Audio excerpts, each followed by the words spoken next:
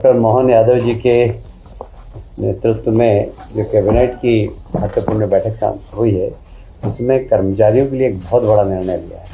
आप सभी जानते हैं कि बहुत सारे कारणों से, मैं कारणों को नहीं गिनाऊंगा, आप सबको मालूम है, उच्चतम न्यायालय, उच्च न्यायालय, उसके कारण प्रमोशन में पिछले 9 वर्षों से काफ़ी बाधा आ रही थी। इस बार हमने एक रास्ता निकाला है जिससे कि हमारे कर्मचारियों के प्रमोशन हो, और जब प्रमोशन होंगे तो निश्चित रूप से नीचे के स्थान रिक्त भी होंगे, तो फिर हम लोगों को भर्ती भी देख कर पाएंगे।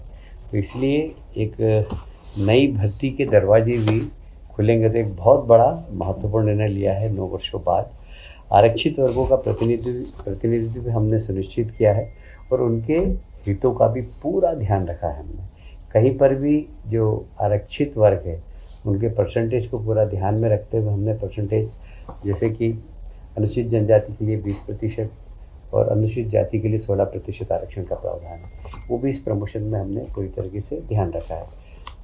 उच्चतम न्यायालय और उच्च न्यायालय के जितने भी आदेश थे, चाहे वो एम नागराज का हो, जनरल सिंह का हो, आर के सभरवाल का, इन सारे प्रकरणों की हमारे विधि विभाग से पूरी जानकारी लेकर तो प्रमोशन में किसी प्रकार की कहीं पर भी विधिक तकलीफ नहीं आए, इस बात में ध्यान रखते हुए हमने पूरी प्रमोशन की नीति बनाई है।